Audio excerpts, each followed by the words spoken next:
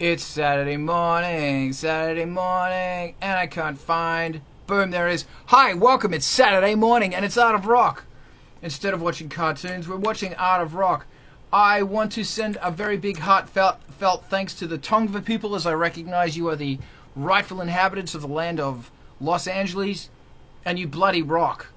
This is Art of Rock. Every Saturday at 9 a.m. we are here.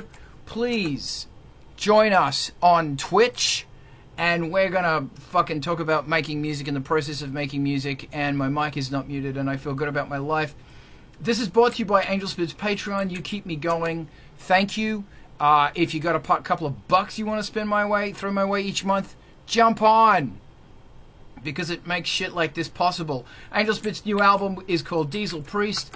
It's very loud and messy. It's there. Go get it. Go get it now. And there's a new single called All Hail the Hustle with the beautiful May Graves on the cover, and several remixes by people from here, including DJ Underminer. It's there. Go get it. And it's free. Download that fucker for free. The album we did with Ice Planet 9000 is still there, and it's full of rock, spacey rock, space rock, floating in space like chunks. Go get that shit. It's on Bandcamp, and there's some killer tracks you need to know about there on Spotify right now.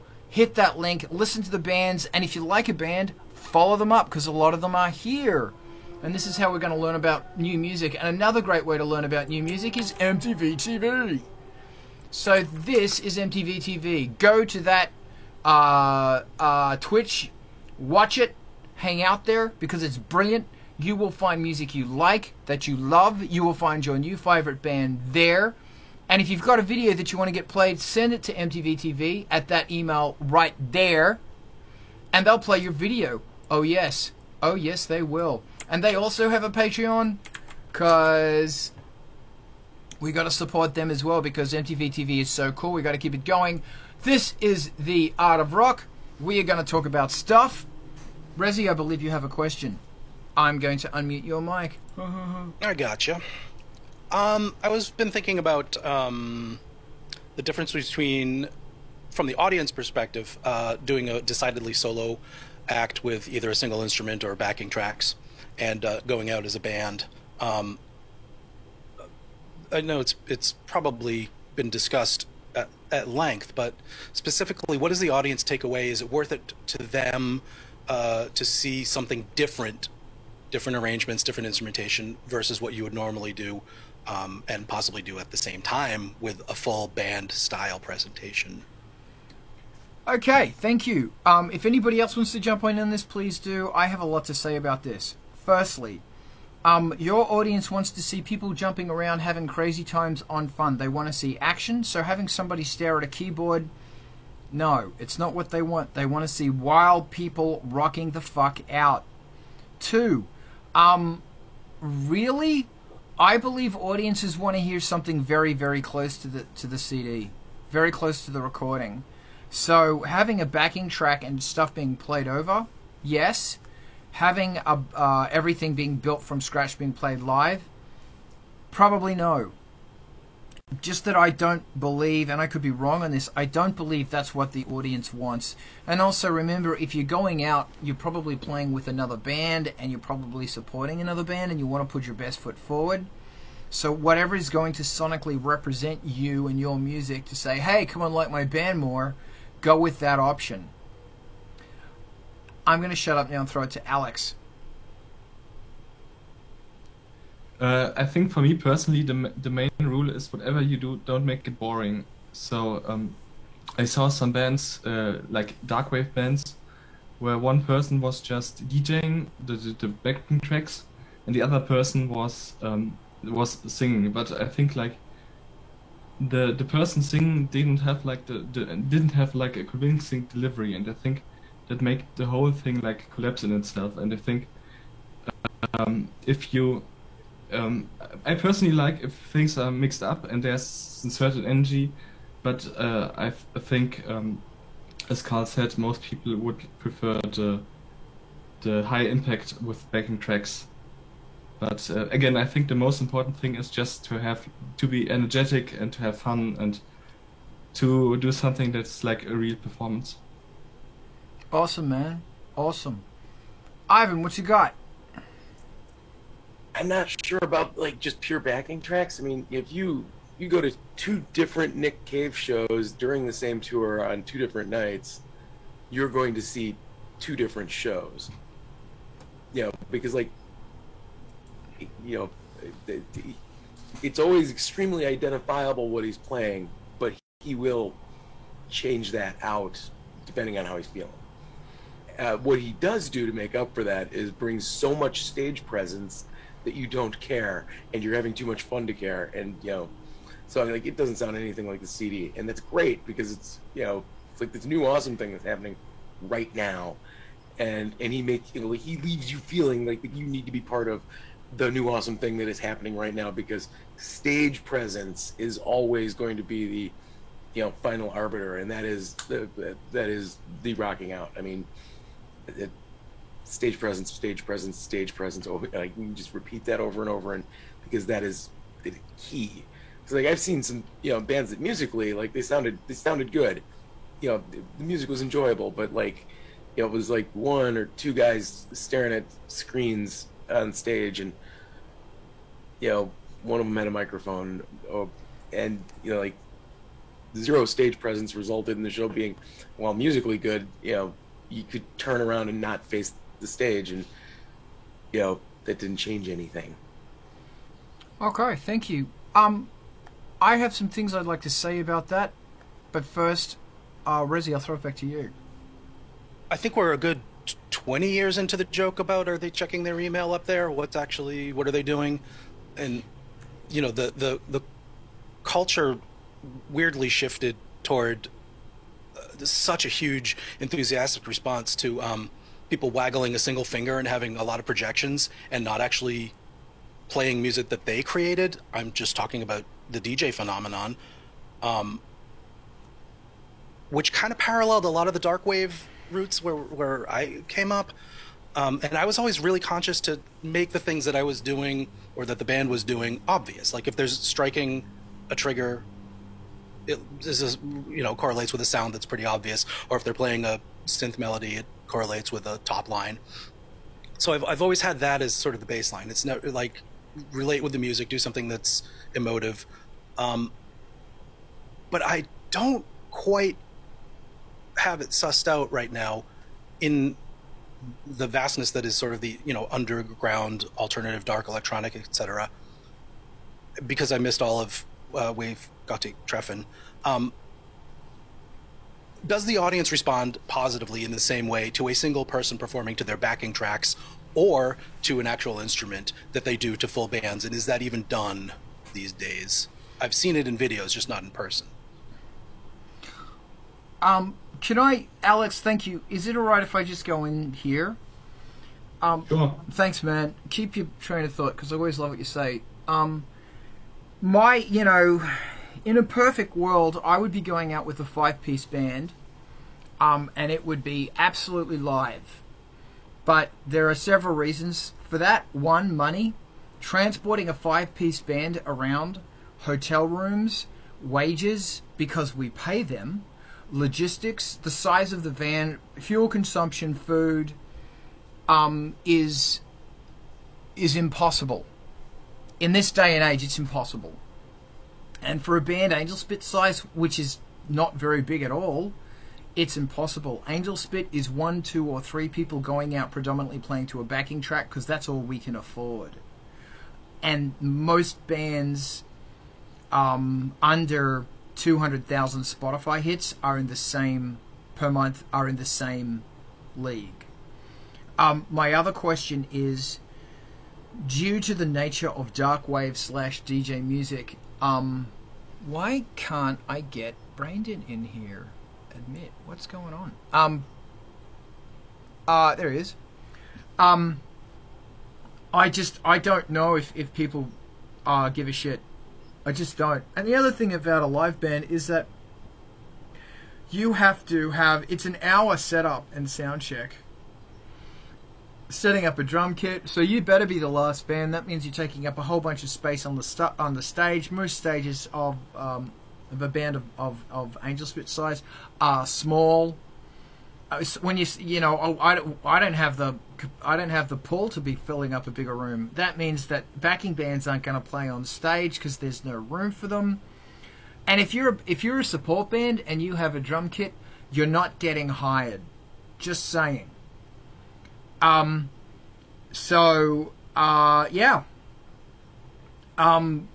That's my thoughts on it. I know I've seen Nick Cave, mind-blowing show.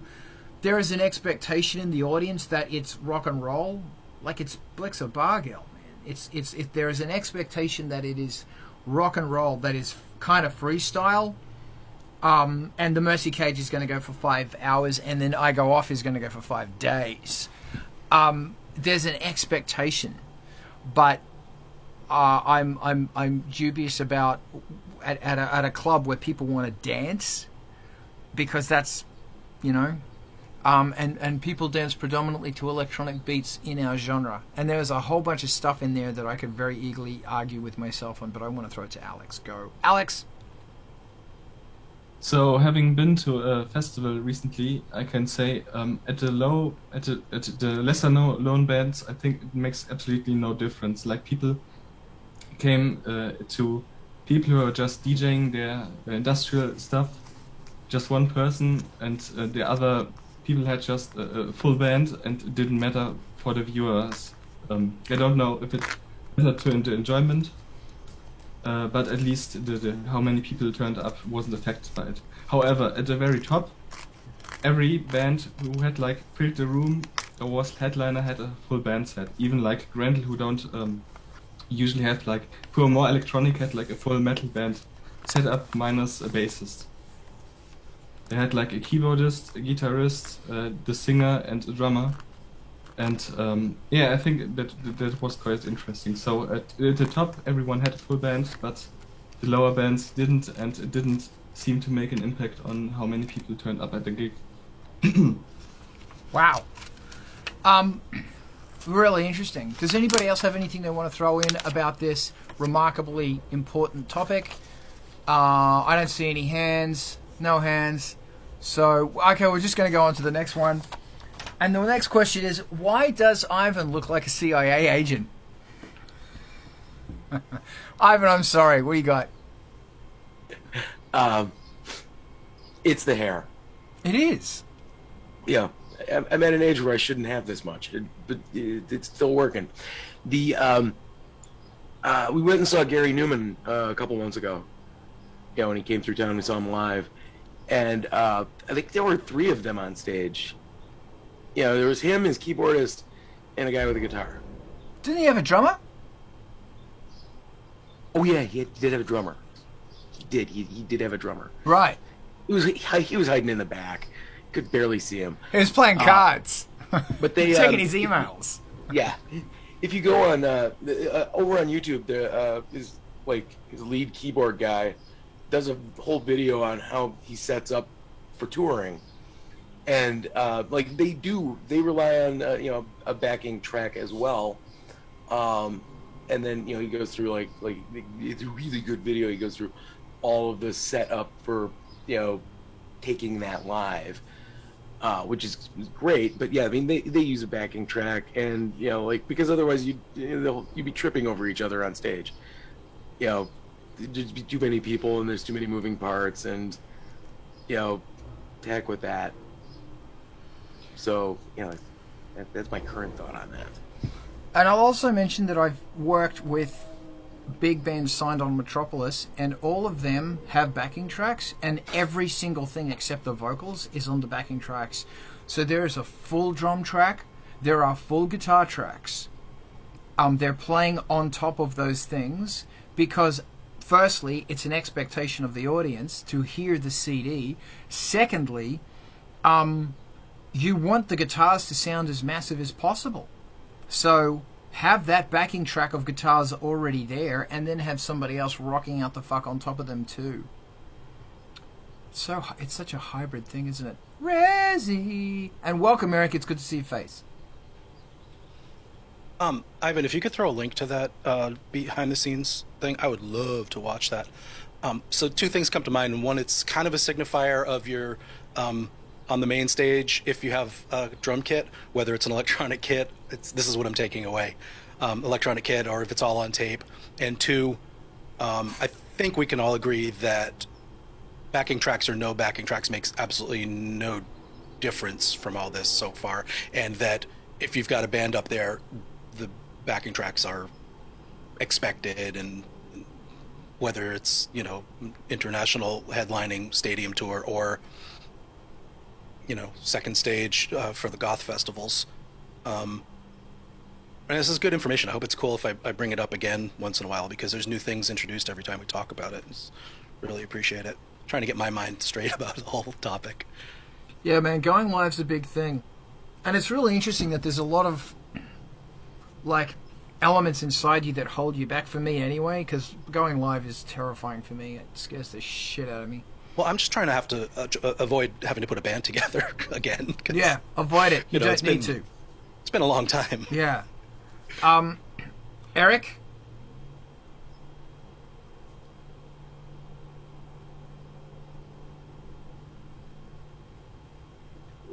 I was on the wrong screen. Hi.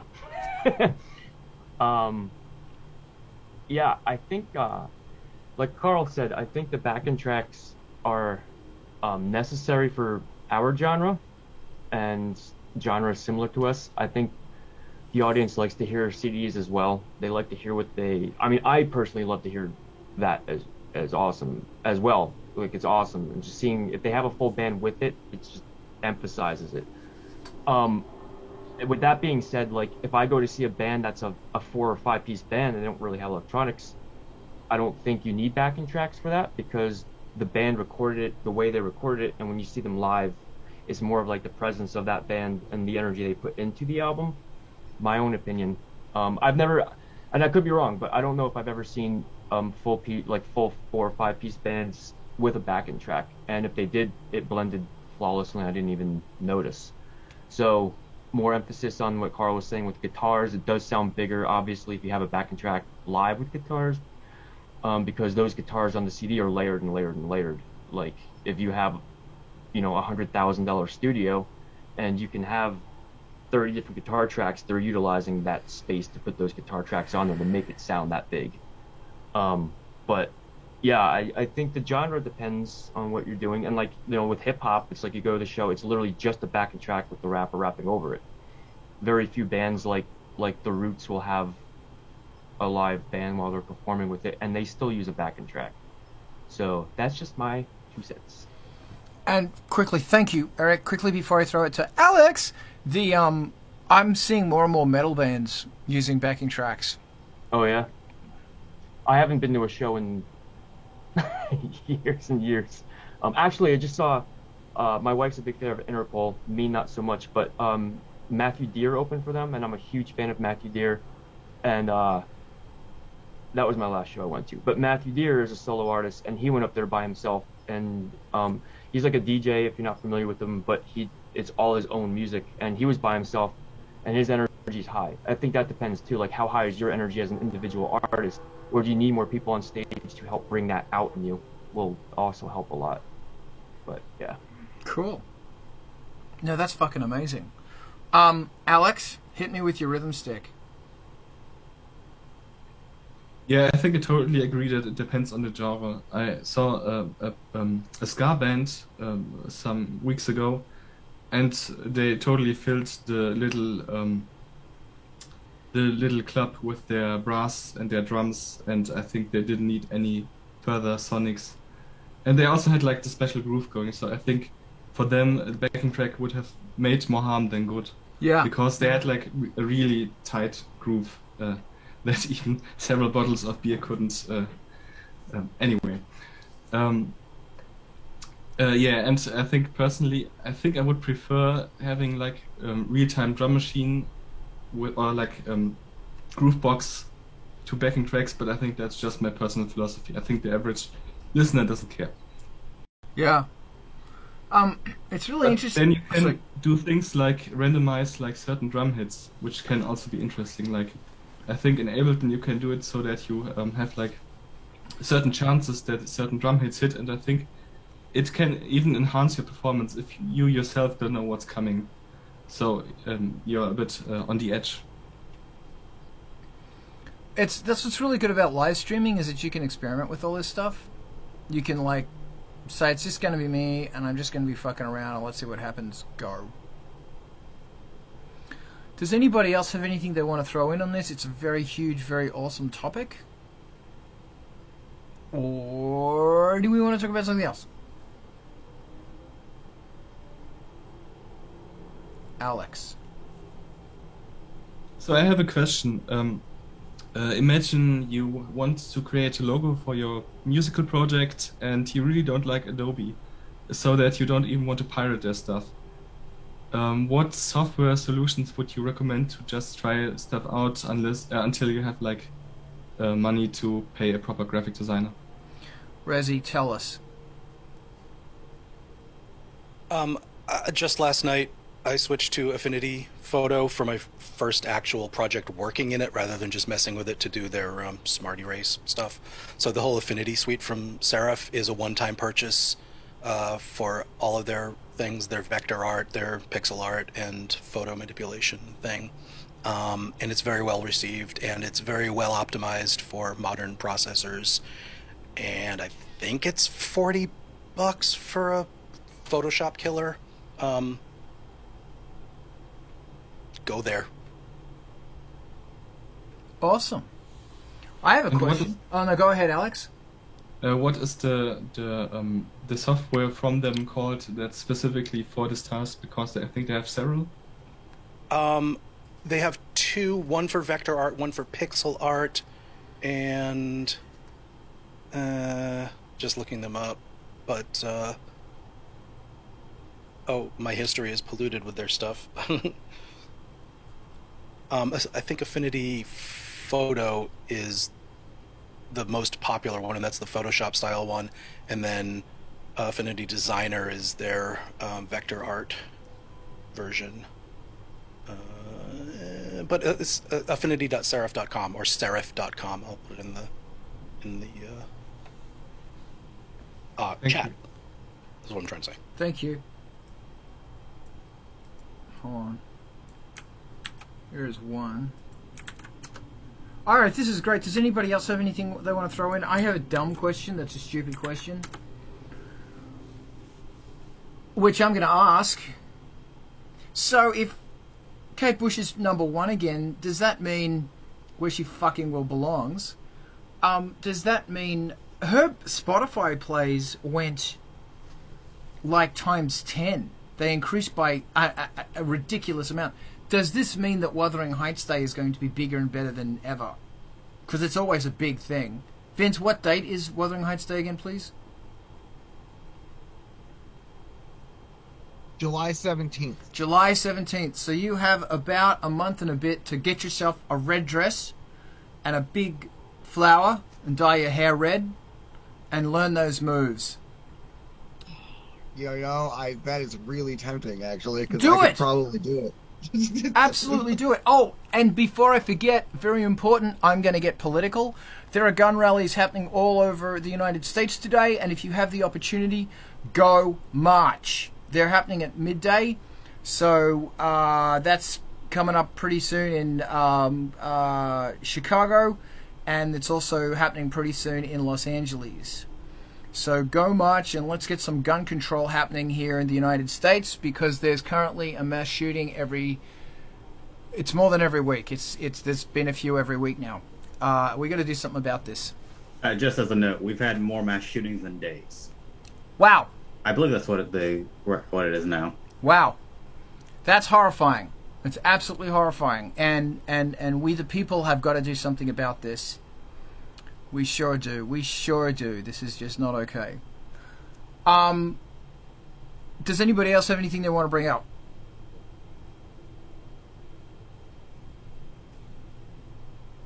Absolutely nothing. Okay, wow. That's just bloody awful. I can talk about my beam. You can't hear it yet. Okay. So, I've got it I've got the inch bolts on it. These are the ring bolts, and it's tuned up. It's holding its tune quite well. It's very deep. It sounds beautiful.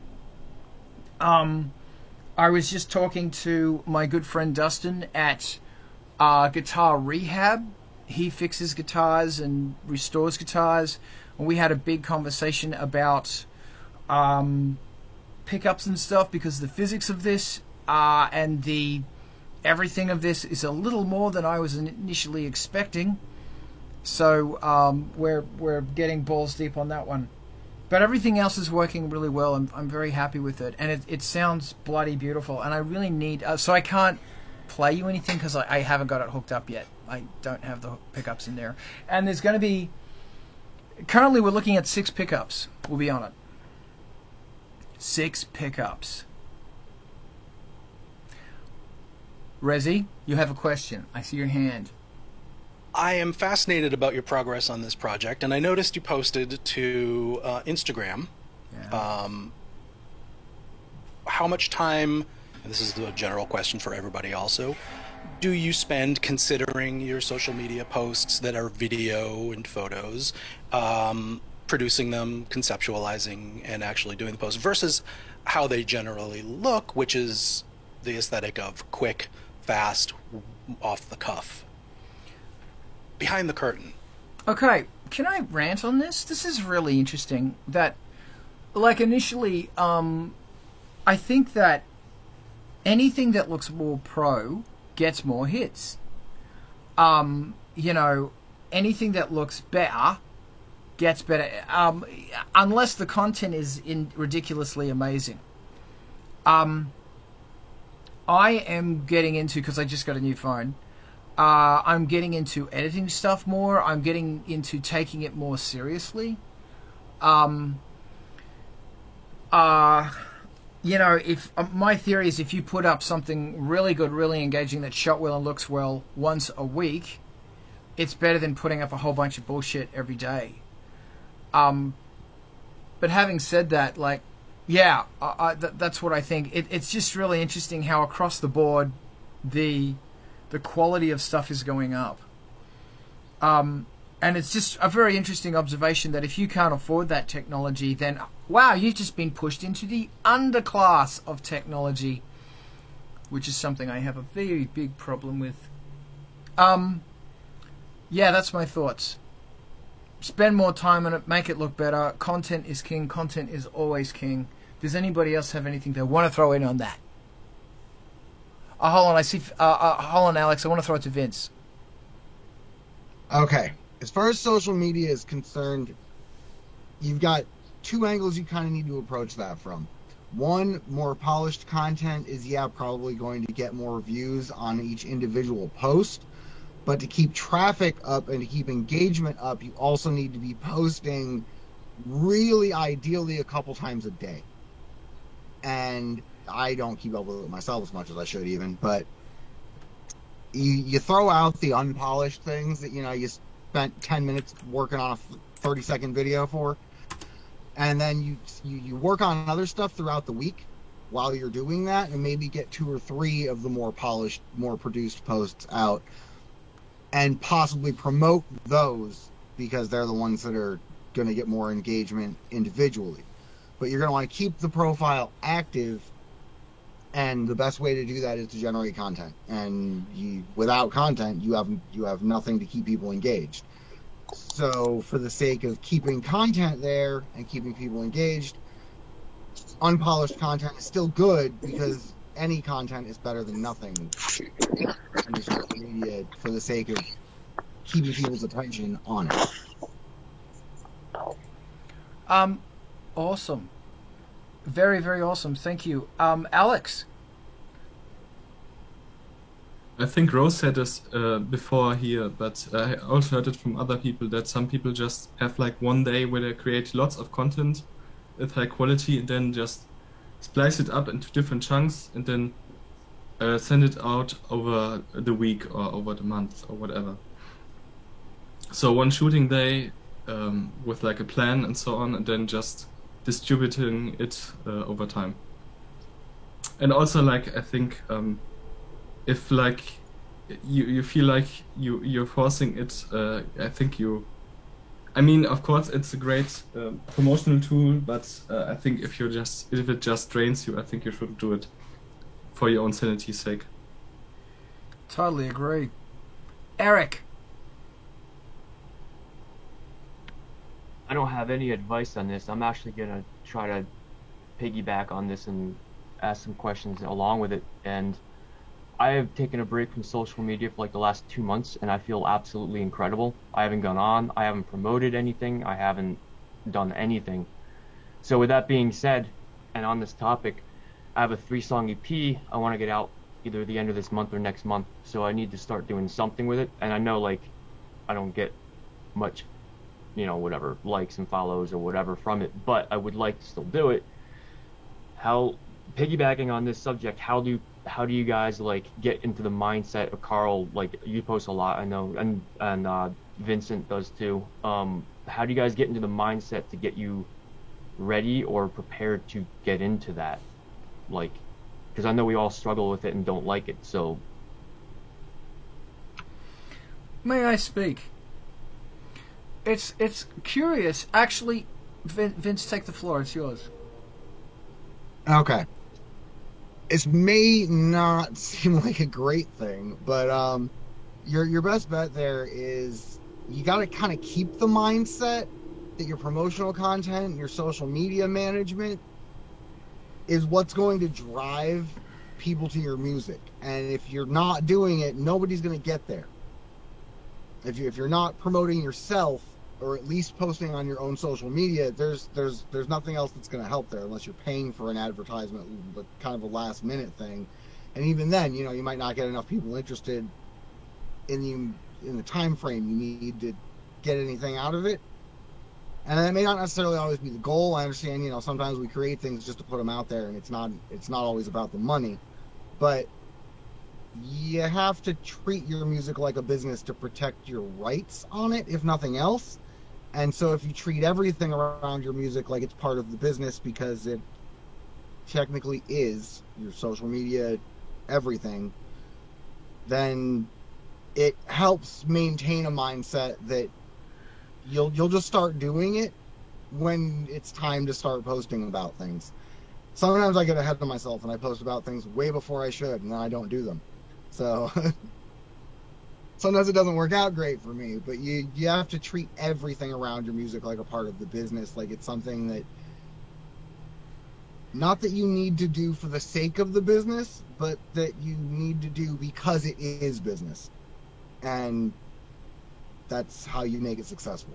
It's an unfortunate side effect of end stage capitalism, but it's the best way I keep myself motivated, is just to remember that without my social media, without me talking about it, nobody else is talking about it really, like on a level that is going to get me a whole lot of attention. So it's a matter of getting your music in people's ears. That's what you have to remember, is you're not going to get it in anybody's ears if you're not trying to do that. Very true. If I can just have 30 seconds. So, everybody loves to perform. Yay, performing! Yay, musicians love performing.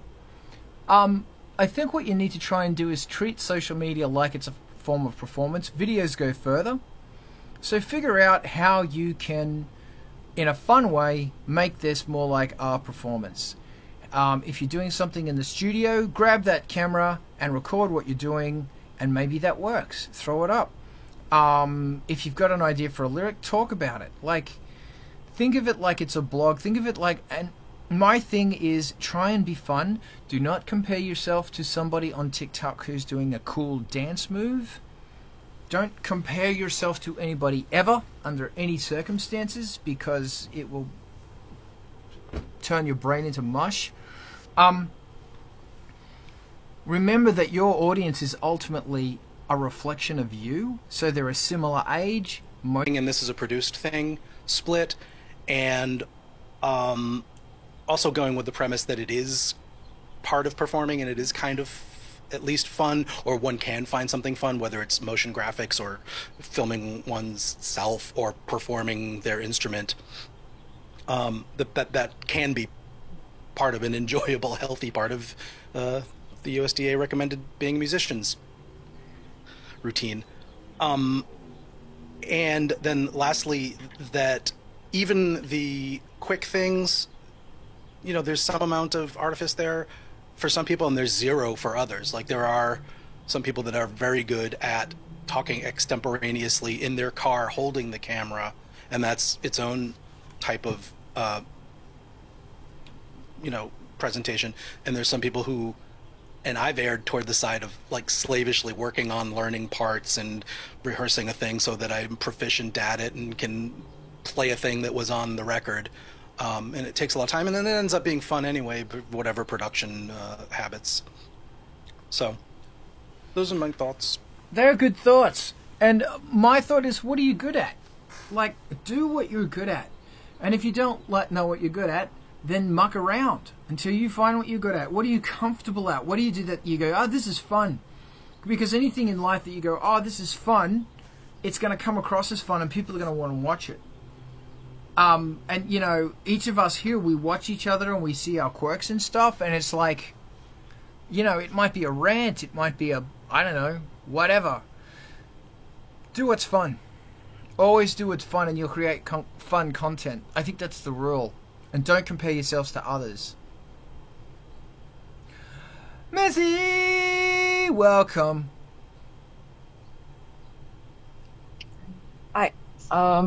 So what I think of is like, yeah, it has to be fun. Like, we make art because it comes from like your innermost feelings, and that's, you can't, like, it's really difficult to get there if you're not like in a good space and relaxed and feeling good about it. Of course, like, a lot of us like challenges, so that comes into it, and there are parts of it that feel like work, but like, you want it to be like the thing that you want to be doing. So a thing that sort of resonated with me is I was watching a YouTube video of this seamstress that is actually a full-time emergency room doctor, and she was like, how do I manage my time so I can actually like do like all this hand sewing on all these amazing outfits? And the way that she does it is actually because like all the hand sewing is literally what she does to relax. That's like at the end of the day, after like a 12-hour shift or whatever, she sits down and sews. So like, I feel like the ideal thing for an artist is that like, it's like making the art is the self-soothing behavior, and like it's soothing to like hold an instrument in your hand and like use it and make sounds from it. So I feel like just sort of, I don't know, like once again I'm sort of speaking to myself and like trying to nurture my own behaviors that I want to see in myself, but like, yeah, it's the Lost you. And then you're coming back. And you're gone. I don't know if you can hear us. We can't hear you. You've fallen into the cyber toilet. No, it sounds fantastic though. I want my vocals to sound like this on all tracks forever. That's pretty granular. It's great. You know, you pay a lot of money for an effects unit that makes you sound like a crap Zoom meeting? That's funny. Maz, I'm going to cut you off there. I was really enjoying what you were saying. When you come back on, I want you to finish. Oh, we lost him. So here's a crazy thought is, it's gone. Oh, one thing that does suck about doing all of this social media kerfluffery is setting up the bloody camera and getting audio into the camera that doesn't suck. So you might want to get, if you have an audio interface that has a USB output, get an adapter to have a USB input into your phone so that your, in fact, here's one right here. USB audio phone. It cost me like $3 or something. I don't know. And also have a stand where you can just slot the camera in there and just shoot stuff.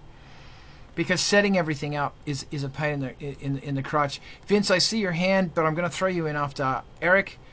And Alex is the one that speaks first. Alex is the one that speaks first. Alex is the one that speaks first.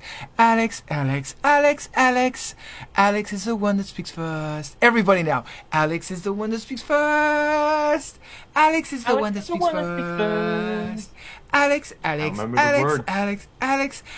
is the one that speaks first. Yeah, okay. I was going to say exactly what you just said, that you should get a specific, how it's called, like a holder for your phone. And I think they're like quite inexpensive one that you can just clip to a mic stand. I think they are for people who have like maybe some pedals that can be controlled with your phone. But of course you can also use them in a way that you can just use the camera, and because they're mic stands you can also hover them over your keyboard or your Groovebox or whatever. And I think there are ones specific to phones, but of course it's better to get one which can be adjusted for any phone size. Yeah, and you can also get really long phone cables and use it as a webcam, so possibilities are endless. Hold on, I'll show you mine. I can't get to it because I have a fucking blaster beam in the way. I have one of them there. Thank you, Alex. Pity you didn't like my song. It was great. I really believe you! That was so sincere! Some synthesizers also have can be used as audio interfaces, so you could, in theory, connect it directly to your phone and have like a direct feed without having to go analog. Yeah. Awesome. That's what you need. Eric's time to speak is now. Eric's time to speak is now. That sounds like a ripoff of another song I heard about Alex. But no, it was totally different to Alex's song. Alex is the one that speaks first. That was Alex's song, and then yours was totally different. Wow. Oh my god. It's not. It's completely different. Do you go, oh, the Ramones all sound like they have the same chord progression? Are you one of those people? You're one of those people. I mean, 3-chord rock is... There's only so much you can do. Not dissing it, just saying. And next. I love it. I love it. With what you were talking about with the audio going into the phone, how do you... Does it sync up with the video then when you're doing it? Is yes. there a way... Because I have been... Yeah, okay, so here's some interesting things about fucking iPhones. Is that... so when you stick it in, it's actually... I think you have to turn... No, the volume is coming in on this is 0 dB. If you plug it in via your audio socket, it's looking for a mic level, so you have to turn it the fuck down. So if you're coming out of a desk, a 0 dB kind of desk, know what I mean, instrument level, it should be fine. You might want to twat around with that a little bit. And you might also want to make sure you plug it in, then you hit record. Because that will ensure that Gandalf does get the hobbits to Mordor, which is important. And everything will sync up, but the audio sounds lovely, and it is stereo. And does that work with an audio interface? Like, yeah, I have a... The other thing. Okay. I have a... Like, I was thinking too, like, just exporting into, and then doing, like, it was just like, I'm like, man, that's a lot. Just like setting everything up, like, it's great advice with the camera, yeah, holding the camera and that, like, yeah, that's okay. Sorry, I didn't mean to cut you off, but yeah, that's. I have an M Audio piece of toilet, and what I can either do is plug it into. I can take that and plug it into the computer. So now the computer is using that audio interface, or I can take this and plug it into my phone. Then the phone is receiving it, and I've just got two audio. The stereo output on my desk going in there. I'm sure there's an easy way to do this, but I don't know because I'm an idiot. Hold on, Vince, I see your hand. Hold on a minute. I'm going to throw it in after Alex. I'm not writing an Alex song this time because Alex can fuck right off. Because if Alex doesn't like my music, no ice cream for Alex. Rezi? The term, if your phone has a lightning connector, it's called the camera connection kit. That's got a USB plug and a lightning pass-through. And you can plug any normal USB class compliant audio interface into that. It'll appear to the phone as a source. And then you use something like Filmic Pro. Probably your best bet. They're the ones that people tend to choose your audio source and bit rate and bit depth and sample rate and device.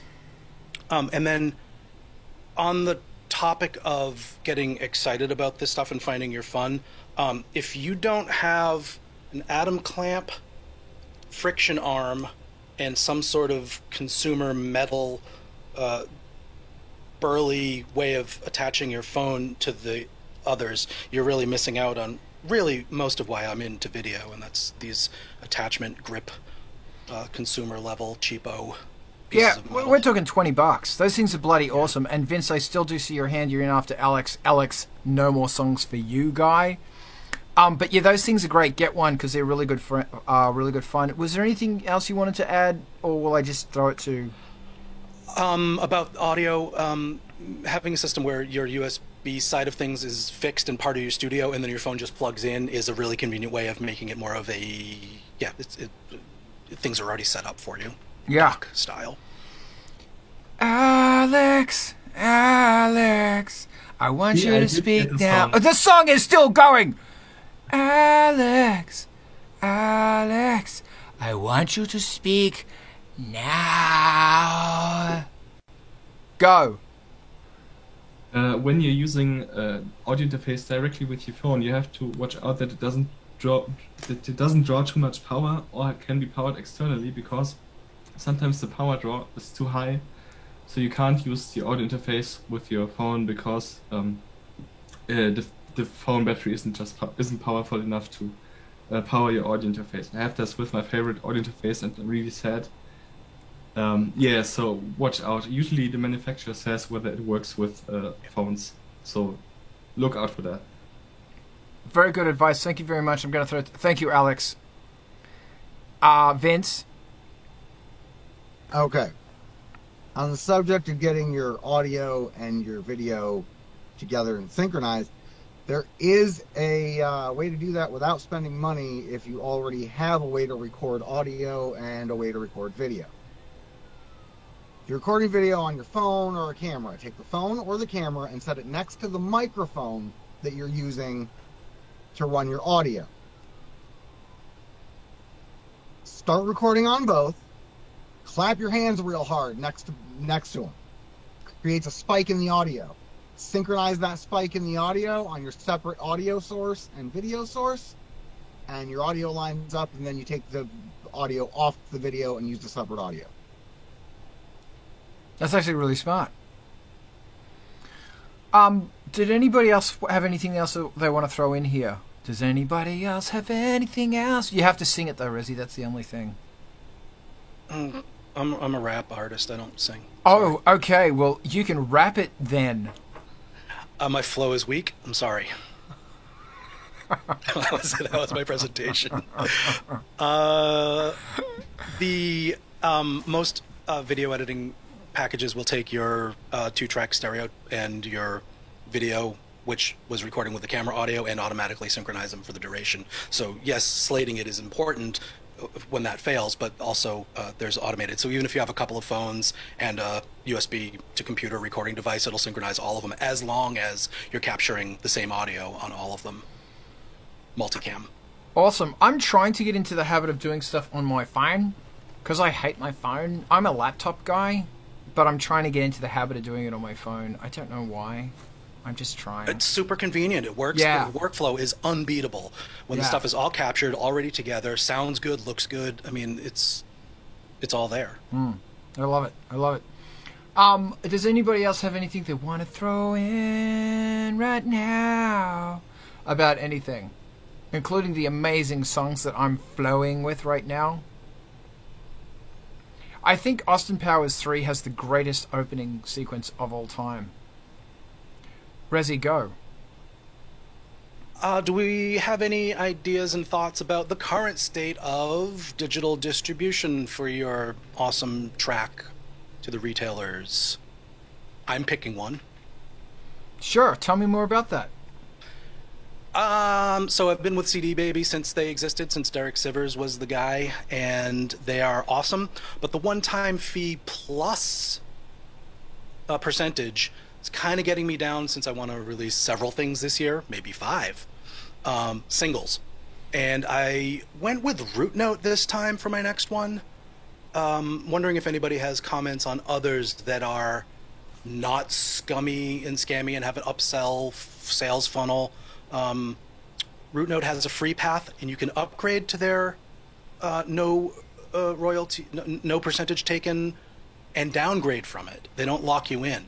So I'm kind of into that one for this year. You can easily decide which package you want, and prices seem reasonable. That's actually really good. Like I was going to say DistroKid, but they do have an upsell thing.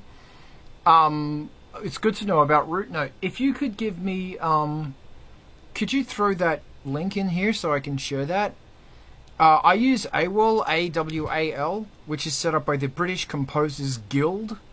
It's a guild, not a group or a union. It's a guild, like the Navigators Guild in Dune. It's very similar. That when you come up to a certain level in AWAL, you end up in a tank, and you go around in this tank, and people are following you, scrubbing the floors, going while they're scrubbing the floors, wearing leather and rubber. Was that two people aren't getting that one? I'm getting no reactions. That's a David Lynch thing. Dune, Navigator, the tank. I see prawns within prawns. Anyone? No? No one? Okay. Nothing? No. Okay, I'm going to put this Root Note here into the chat so people who are watching this going, man, I must be really stoned right now to be watching this shit on a Saturday morning. Boom. That looks great. Does anybody else, Vince, do you have some ideas, or does anybody have ideas? AWAL. Can you spell AWAL? I forgot which one that is. I know it's on. But yeah, they're being really picky now, and they take a flat fee. They take a percentage. They put it absolutely everywhere, and I fucking love AWAL. I love AWAL because you can, if you send it it has to be a month early, because they'll throw it to the the DJs and stuff. And I signed up for, I claimed my YouTube name and my iTunes name and also the Amazon name, because all of that shit is now starting to try and get better at their service, because it is crap compared to Spotify. I know we'd love to hate Spotify, but it's actually really good. Vince, I think your hand was up first, so Alex, I'm going to throw it to you after Vince. Go, Vince. All right. On the subject of DistroKid, I use DistroKid, and they do have a little bit of an upsell thing, but the thing is, you don't need most of the things they try to upsell you to still get the same services out of it. Like, they've got you can pay an extra $1 a song to register it with Shazam and Siri, and if you upload to iTunes, it's already registered to Siri, and Siri and Shazam use the same database, so there's no reason to pay that $1 anyway. So if you know what you're doing with DistroKid, you can get around a lot of the upsell stuff and not even worry about it. And it's not like they advertise it to you all the time either. They're not pushing it on you. It's on the website. You can look at it if you want or not. Like, I've never seen an advertisement for anything other than shortly after I signed up, getting the upgrade your plan thing a couple of times. And then after that, I never saw it again. And I upgraded anyway, but it just took me a few years. And if you use their second tier plan, which is like $36 a year, then you can schedule your releases, and they push it to Spotify playlists for you if you schedule a release at least 3 weeks out. Hold on, what plan is that? Musician Plus. Oh shit, I don't think I have that one. Yeah, DistroKid's $35.99 Musician Plus plan is A month? It's the, $35.95 a month. no, it's a year. Ah. That's a year, not a month. So the $20 one, you $35.99 can't a year. push it to the, you can't do it a month out. Oh yeah, you can. All right, good. You can schedule it for however far out you want. Really, it's just it has to be at least 3 weeks out to get it pushed to the playlists. Right. But yeah, DistroKid's actually really good about things too. Like when I first signed up, I had an issue with something. I don't even remember what it was now. I emailed them. They emailed me back and just fixed it. And I never had a problem with it again. So I trust their service because I've used it since 2015, 2014, somewhere around there. And I've never had an issue with anything from them. They offer a lot of free stuff, like little video template things to put your music on and create memes out of it for yourself for promotion. And they're for $35.99 a year to have unlimited uploads, schedule your releases, set your own prices on Amazon and iTunes. That's really a pretty good deal, and they don't take a cut of anything out of your royalties at all. So, Good stuff. Thanks, Vince. Alex.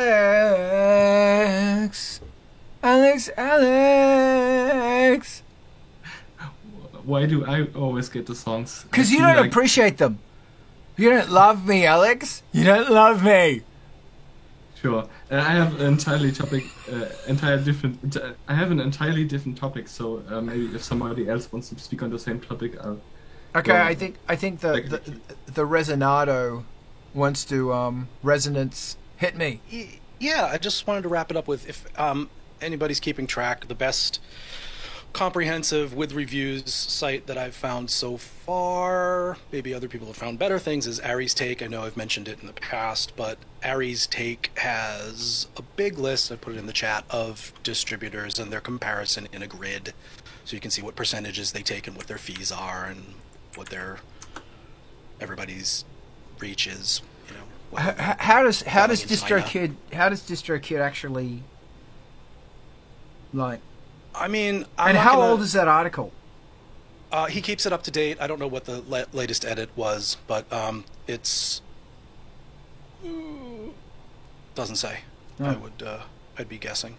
Oh no, I'm sorry. 2020. Okay. But I think there's been edits since then. Yeah, they've added stuff. Yeah. Mark's Posted saying in it was 2020. it was actually updated only the other day, apparently.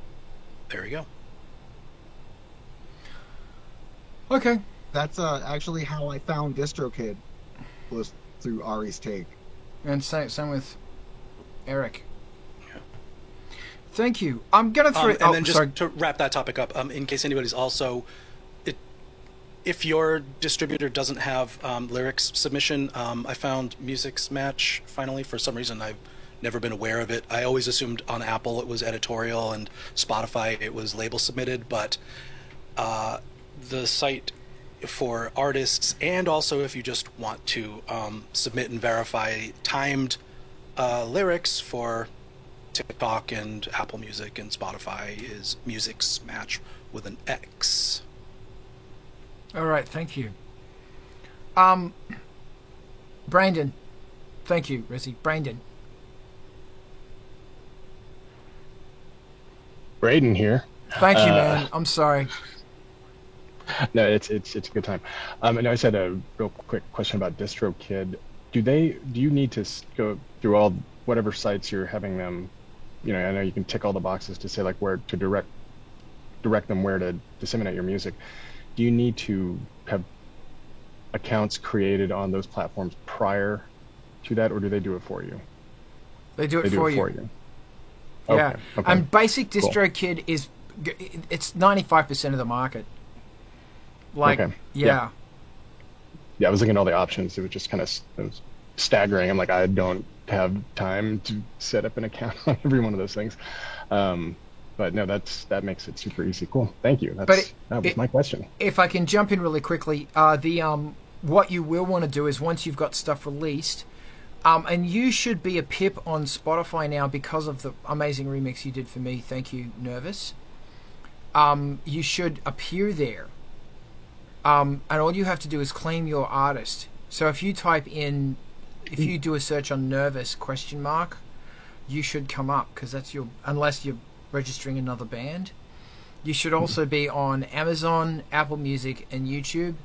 You then have to, I highly recommend, like Spotify, you must claim your artist. And all of the other mentioned ones, claim the artist. It doesn't cost anything. You don't have to fuck around. There's nothing da-da-da-da-da. Might take a little bit of time. But the reason you claim the artist is that when you've got a release coming in, you'll get an email saying, hey, I noticed you've got a release. Do you want me to push it to the track submission and the curation radio lists? And it's free. And that boost is going to drastically increase your plays. That's awesome. Yeah, thank you. I'm sorry, Braden. I've got to get your name right, man. That's rude of me. I apologize. Also, it's a fun Braden, game we play. Sorry. Also, No, it's Braden, okay. jump in on that. When you were saying check the boxes to where you want it to go, on DistroKid, it's automatically checked for everything, and I suggest just hitting the submit button, because that's some of the stuff I never even fucking heard of. There's like 100 different things on there, and you'll get it in Korea, Japan, like they send it everywhere, and then it doesn't cost anything more. Cool. That's awesome. Thank you. Bloody awesome. Don't worry about my phone peeping at me. Alex? Oh, no, Rezi, your hand's back up. Just real quick, the other benefit of claiming your artist on most of the sites is you get to synchronize your artwork for your current release, and they're pretty quick about approving photos on even the most conservative ones. And here's another interesting thing as well. Just when you're submitting a song, because I used to mark tracks as explicit based on their lyrical content, because that's, you will get a parental guidance, a parental warning based on the content, but not explicit. Explicit has to say naughty words. But if you're talking about eating people, you will get an advisory warning, but you won't get explicit content unless you're talking about having sex with them and then eating them.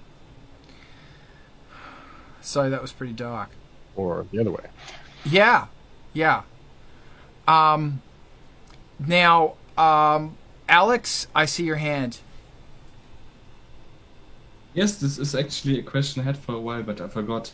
Imagine you want to shoot a music video, or you want to shoot content for social media, and you want a cool backdrop, and you don't want it to be like your bookshelf.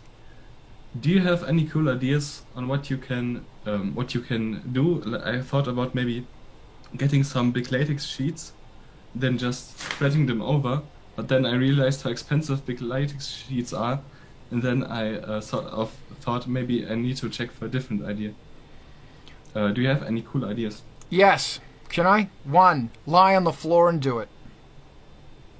2, because people might not know you're on the floor, and you can throw your hair up. I don't know. 2, if you have a projector, project it at yourself against a white wall or a white sheet or something. Go outside.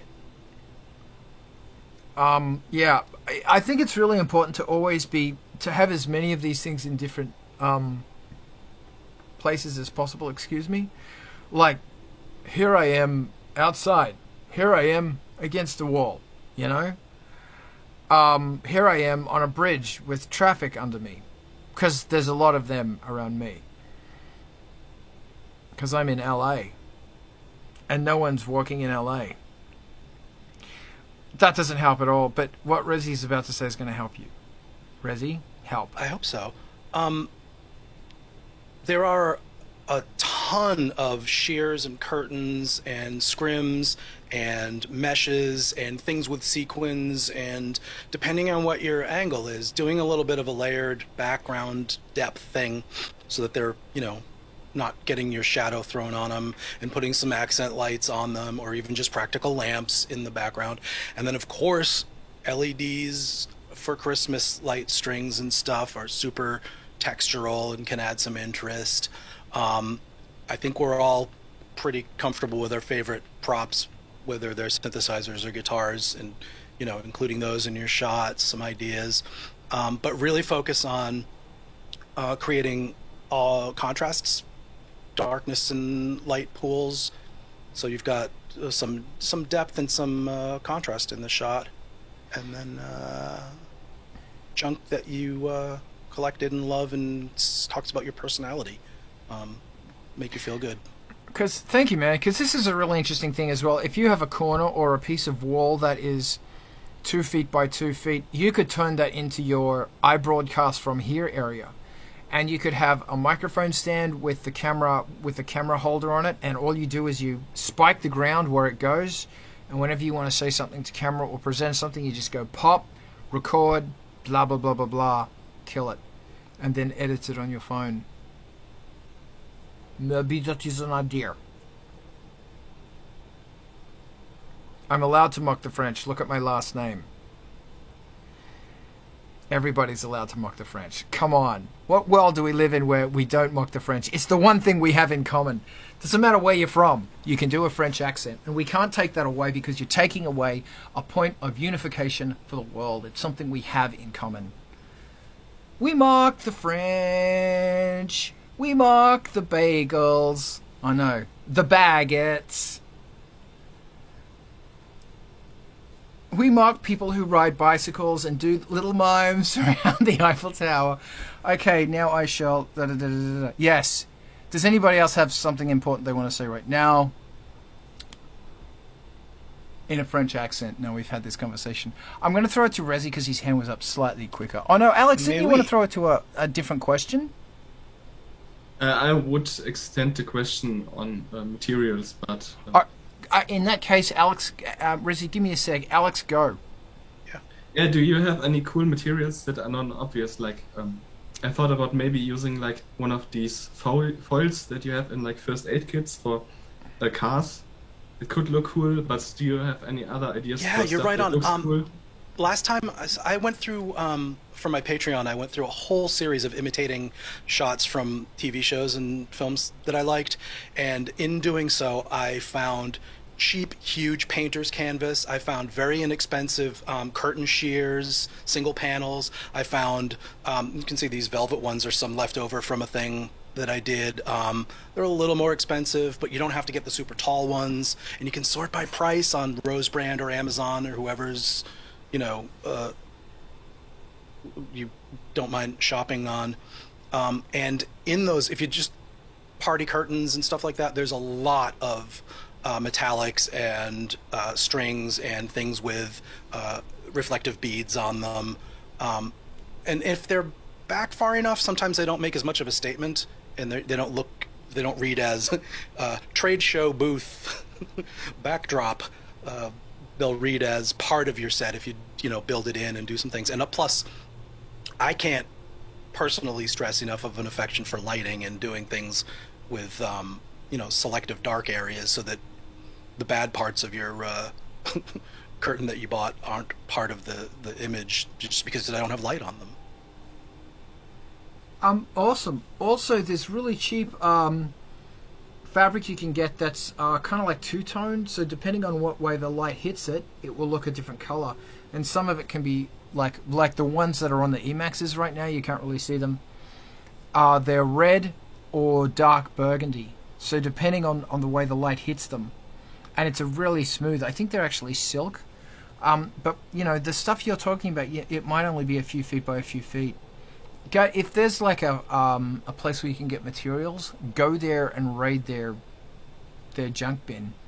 Just get ideas. This is part of the fun. Let it inspire you. Fabric shop with cutoffs, yeah. Ba-boom. Eric! Just wanted to ask Razzie, what kind of light setup do you have on like right now? Like, do you have a 3-point or 2-point? Because it looks great. It's warm. It looks awesome. It's dark behind you. Thank you. Background is some cheapo HomeKit controllable blue LED bulbs. One of them's to that. So that's what the blue is doing. The background is daylight. This is a 24 by something softbox with egg crate grid so it doesn't spill too much, and I've got some flags and stuff to keep it off the background. And then this one here is a household LED in a park can, and I just have them all on one switch, so this lighting base level just comes up with one tap on a automation command. Right on. Thanks, man. Awesome. Yeah, it looks great. Thank you. Awesome. Yeah, it's good to take, do some lighting. As you can see, I don't. Do you know how big this room is? Yes. Does anybody else have anything they want to throw in right now? A different question? A new question?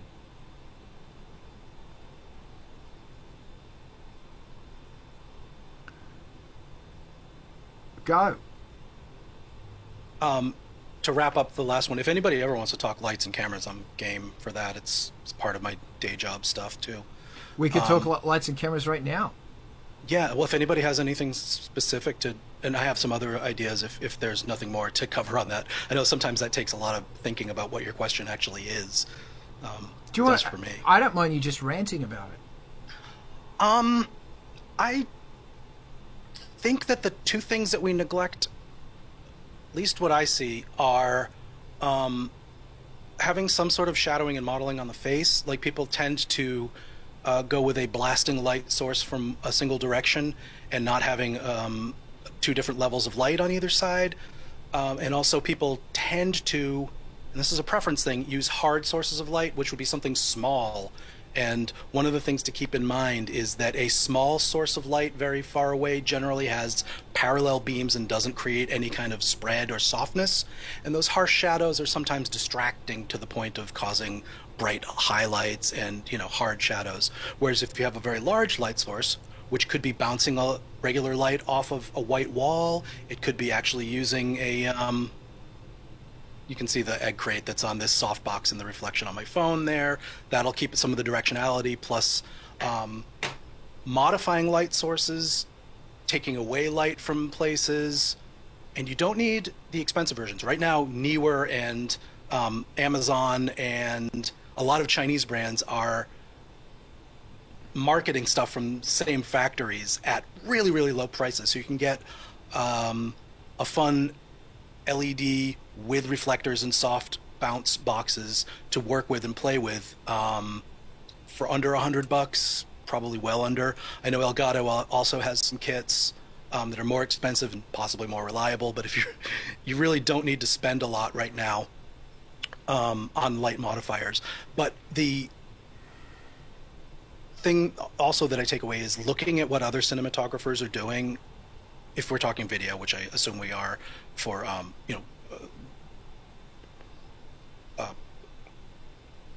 music video style stuff. Look what other cinematographers are doing, and just look at where the lights are. If you can see the catch light in the eyes, if you can see where the shadows are falling, if you can see where there's maybe a harsh cutoff of something, then you can pretty easily get used to tracing where the light sources are in any shot. It's something that most people don't think about initially, but you look at where the highlights and shadows are, where the hot spots are, and you can get a good sense of exactly what fixtures are being used and how far away they are or what size they are. And not only is that another super fun game to play while being bored by the thing you're watching otherwise, or and then going and imitating that and making setups and just practicing that stuff. I've found it to be kind of fun to do. Any other specific directions to consider? Alex, I see your hand.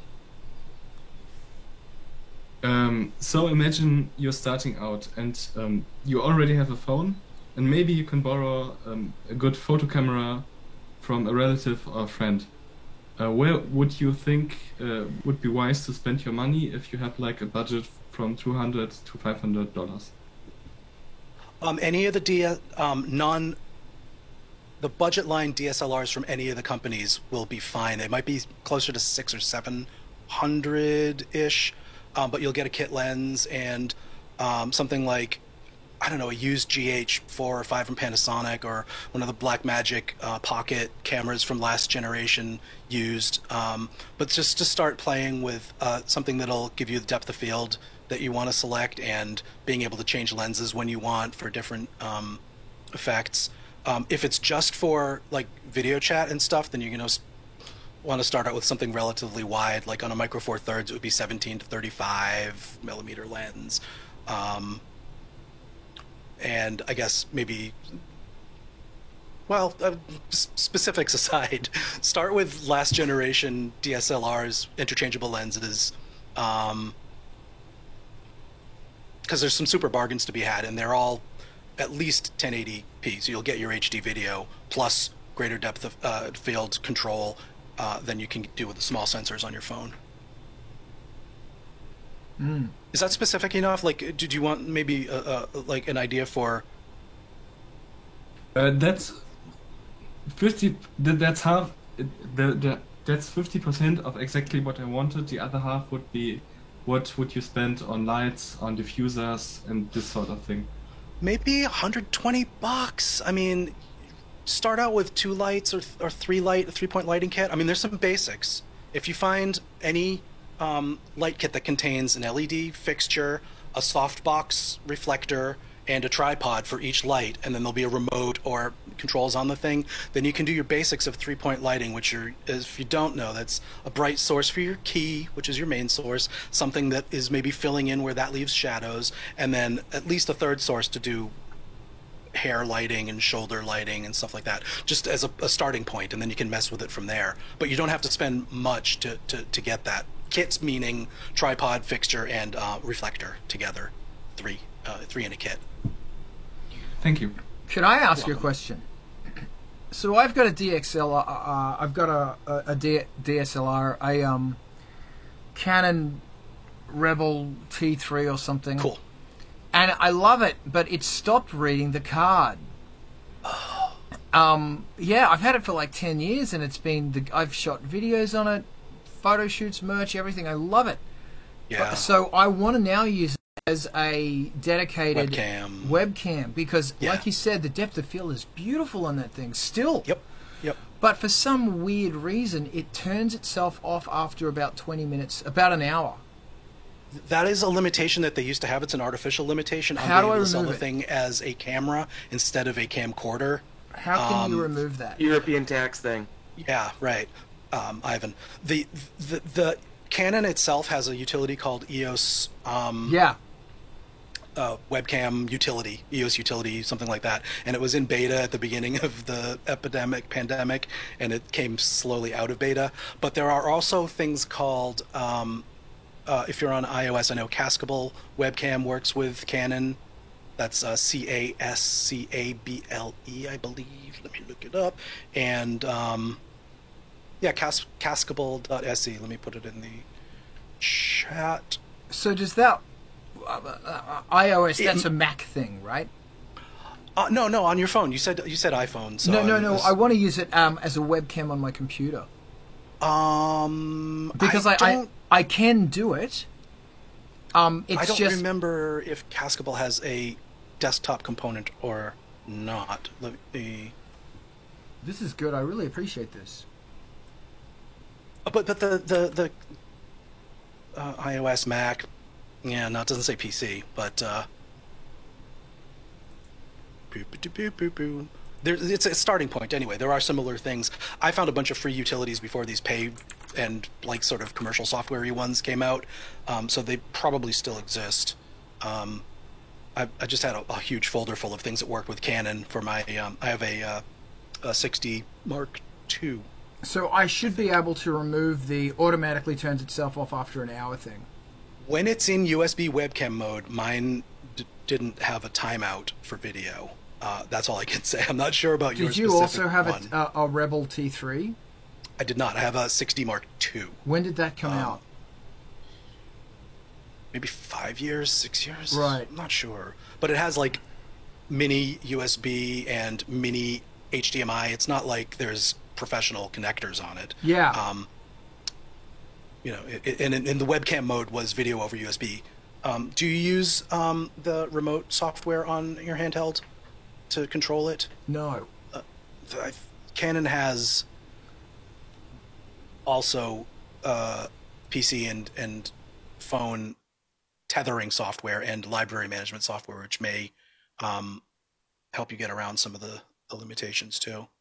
Not positive about that. I wish I had a better sense of yes/no on it. Okay, I'll look into this, man. Thank you very much. You're welcome. Yeah, and the only fucker about the Canon is all these little things we were showing before to hold your phone. They're great for light things, but the Canon's not light. Yeah, my Canon won't hold that thing. It'll just go.